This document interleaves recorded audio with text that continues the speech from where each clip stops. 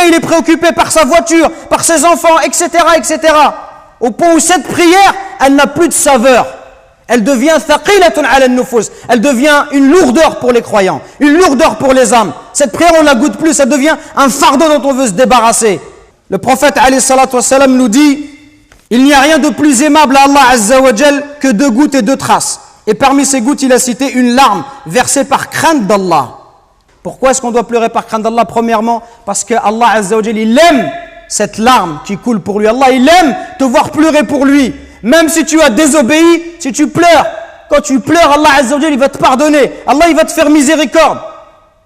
Deuxièmement, sachez que celui qui pleure par crainte d'Allah, Allah il ne le fera pas rentrer en enfer. Le prophète alayhi salatu wassalam nous dit: n'entrera pas en enfer un homme qui a pleuré par crainte d'Allah.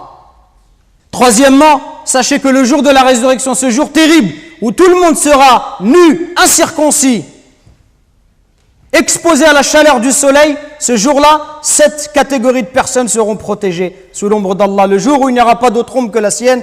Et parmi ces catégories, le hadith du prophète alayhi salam nous dit: un homme qui pensa à Dieu loin de tous les regards, qui prouve sa sincérité. Il est tout seul et il pense à la création d'Allah. Il voit la grandeur des cieux, de la terre, la grandeur des montagnes. Il voit la perfection de la création d'Allah azza wa jal. Il pense à tout ça. Il pense à sa vie misérable. Il pense à sa faiblesse. Il pense au fait que si Allah ne le guide pas, tout seul, il ne peut pas trouver le droit chemin. Il a peur du châtiment de l'enfer. Il espère la récompense d'Allah. Il espère voir le prophète alayhi salatu wassalam au paradis. Il espère qu'Allah lui efface tous ses péchés.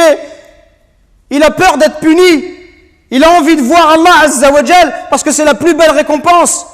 Celui-là qui est tout seul, par sincérité envers Allah, et il se met à pleurer, Allah azza wa jal, il a pris l'engagement de le protéger. Donc ne soyez pas désespérés, la porte du repentir, la porte de la miséricorde, elle est grande ouverte, mais prenons cette voie-là et détachons-nous de la vie d'ici-bas. Détachons-nous de la vie d'ici-bas, arrêtons systématiquement de parler de dunya et notamment de football. Parce que beaucoup de jeunes, ils sont éprouvés par ça. Dès qu'ils sont à la mosquée, à l'extérieur, la seule discussion qu'ils ont, c'est le football. Et rien d'autre. Pas une seule fois tu les entends parler d'Allah. Pas une seule fois tu les entends parler d'un verset coranique. Pas une seule fois d'un hadith. Toujours et la même chose, le football, le football. C'est Shaitan qui nous a dressé ce filet. Comme un pêcheur qui jette son filet à la mer. Shaitan, par ses loisirs, ses divertissements qui sont extrêmement nombreux dans la société de consommation dans laquelle nous vivons, il cherche à dissiper et à éloigner le serviteur d'Allah azza wa jal. Et il le préoccupe. Certains par le football, d'autres par la musique, d'autres par autre chose. Au point où le serviteur, il n'a dans son cœur que l'amour de ces choses-là. Et il verra que le Coran,